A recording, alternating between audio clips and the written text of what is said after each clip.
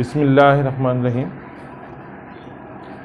आज मैं नहम और दहम की उर्दू की क्लास लूँगा। नहम इसलिए कि इन्होंने नहम में भी लाजमी कर दिया है, तो अब कराची सिंध बोर्ड के तहत नहम और दहम दोनों में उर्दू लाजमी हो गई है। और उर्दू के कुछ हिस्से नवीं जमात में पढ़ते हैं और कुछ मैट्रिक में जाके पढ़ते हैं।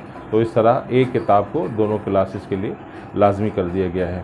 उर्दू ज़बान के हवाले से मैं पहले अपने मेरी जो पहली वीडियो है आप उसको देखें, मैं उसमें बहुत डिटेल में उसमें बात कर चुका हूँ। उर्दू दुनिया की छठी बड़ी ज़बान है। इसको 1.5 से 2 अरब लोग बोलते समझते हैं और उनके ताल्लुकात हैं। हिंदी का बोलना बिल्कुल उर्दू की तरह ही है और इस वजह से हिंदी बोलने वाले भी उर्दू वालों के साथ जुड़े हैं। एक बहुत प्यारी ज़बान है। बहुत सारे लोग ऐसे भी हैं पाकिस्तान में जिनकी अपनी मादरी ज़बान उर्दू है। उर्दू में सबसे पहले हम जो सबसे मुश्किल सेक्शन होता है अदब का, वो पहले शुरू कर रहे हैं ताकि क्योंकि उस पर टाइम लगता है, ताकि वो पहले ख़त्म हो जाए। तो ये 9वीं और 10वीं दोनों जमातों के लिए लाजमी होगा। तो ये अदब में सबसे पहले अदब में हमेशा शेर व शायरी आती है। तो शेर व शायरी से हम शुरू करते हैं और हमारे पास पहली जो नज़म है, हिस्सा नज़म में वो है हमद अल्लाह पाक की तारीफ़ को कहा जाता है, जिसमें हम अल्लाह की तारीफ़ और हमद व सना करते हैं। और ये उर्दू ज़बान में जो हमद है वो मौलवी मोहम्मद इस्माइल मीरठी की लिखी हुई है। इन्होंने ये मीरठ में पैदा हुए और इन्होंने इब्तदाई तालीम मीरठ में ही पाई।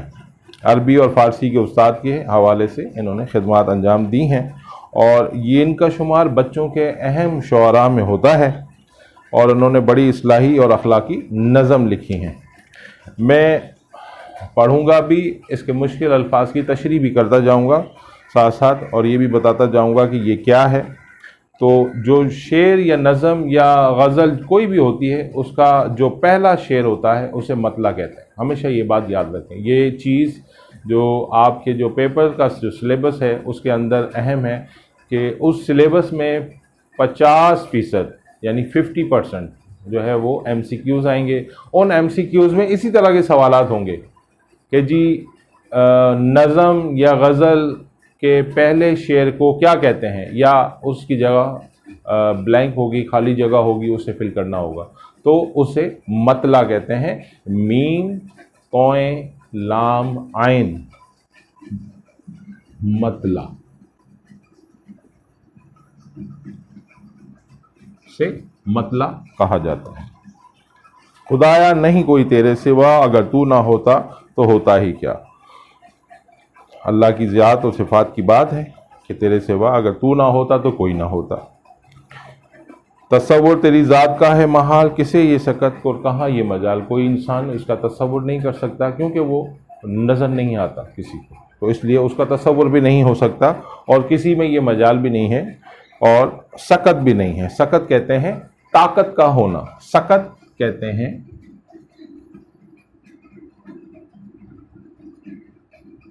ताकत। जैसे हम कहते हैं ना, मुझे इसकी सकत नहीं है, तो इसका मतलब मुझे इसकी ताकत नहीं है। बनाई है तूने ये क्या खूब छत, कि है सारे आलम की जिसमें खपत। कि ऐसी आसमान इस तरह का बनाया है जिसे छत से तशबीह दी है और इसमें बहुत हज़ारों लाखों किस्म के परिंदे जो हैं वो उसमें उड़ रहे होते हैं। और खपत कहते हैं जिसमें वो वहाँ रहें। ये तारे जो हैं आते जाते चमकते हुए जगमगाते हुए, चराग ऐसे रोशन जो बिन तेल हैं, ये तेरी ही कुदरत के सब खेल हैं। ये तारों के बारे में कहा गया है कि ये एक चराग की तरह आसमान में रोशन है और बिना तेल के वो जल रहे हैं। ये लाल व गोहर हैं जो बिखरे पड़े, ज़मीन से भी हैं उनमें अक्सर बड़े। लाल व गोहर, लाल यानी कुछ चमकते तारे हैं जो लाल की तरह यानी चमकते हैं, ऐसे होते हैं जो जिनकी चमक दमक आँखों को खीरा कर दे। और गौहर यानी हीरे मोती की तरह आसमान में बिखरे हैं। और कुछ ऐसे भी हैं जो उसमें वो ज़मीन से भी बड़े हैं। ये कायम है तेरी ही तकदीर से, बंदे हैं बहम सख्त जंजीर से। तेरी ही तकदीर से, तकदीर मतलब जो अल्लाह पाक ने उनकी किस्मत में लिख दिया है वो उसी तरह, जो हुक्म है उनका वो उसी तरह अमल कर रहे हैं। और बंदे हैं बहम, बहम कहते हैं साथ को।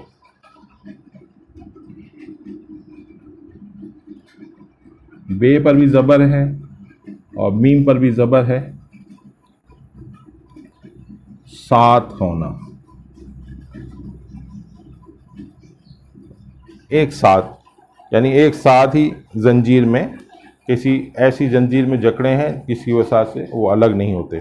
वो जंजीर क्या है? कशिश बाहिमी, ना इसमें खलल हो ना बेशी कमी। वो जंजीर क्या है जिससे ये सब जुड़े हुए हैं? वो बाहमी कशिश है, यानी कशिश शकल की बात की है कि एक कुव्वत है जिसने इन्हें आपस में बांध रखा है। और खलल, खलल कहते हैं रुकावट को, खलल, खलल कहते हैं रुकावट को। वो एक शेर है ना कि जिस तरह कहते हैं जिसको इश्क खलल है दिमाग का, तो यानी रुकावट।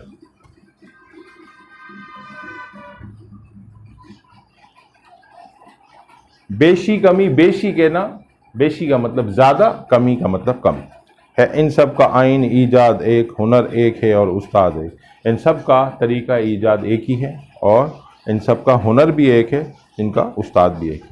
इसमें सवालात हैं।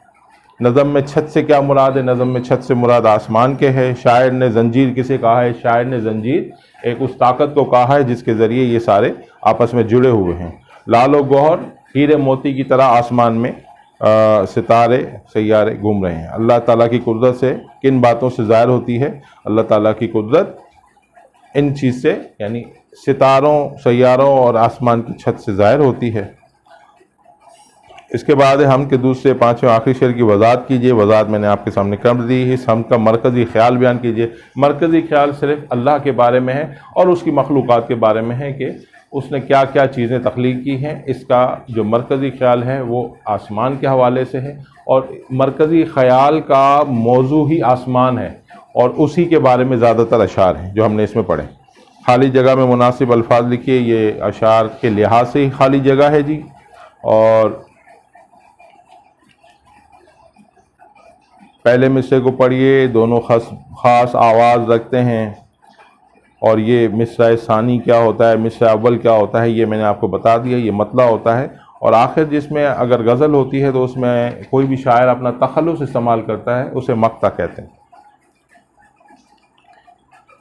इस हमने कुल कितने, खैर ये सवाल अहम नहीं है। दो सवालात पे सही के जवाबात लगाइए। या आप इसी एक शेर में मिसरे कितने होते हैं? दो होते हैं। हम के चौथे शेर में तेल के चरागों से क्या मुराद है? सितारे मुराद हैं। इस दुनिया की हर चीज़ कायम है किससे? तकदीर से कायम है। लफ्ज़ आइन का मतलब है कानून। कायनात में सब खेल हैं कुदरत के। और हमद वो नज़म है जिसमें अल्लाह ताला की तारीफ़ बयान की जाती है।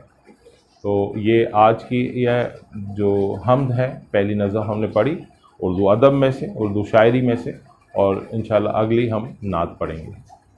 तो इंशाल्लाह आप जो मेरा चैनल है इसको सब्सक्राइब भी कीजिए, इसको बेल आइकन पे भी प्रेस कीजिए, क्योंकि ये राब्ता चलता रहेगा। मैं एग्ज़ाम तक बच्चों को इसी तरह पढ़ाता रहूँगा और इसमें मैं इसके जो MCQs हैं वो भी बताऊँगा जो अहम हैं। इस्लामियात की तरफ भी जाएंगे हम फ़िज़िक्स की तरफ भी जाएंगे और मैथ भी हमारा कंटिन्यू रहेगा। ठीक है जी, अल्लाह हाफ़िज़।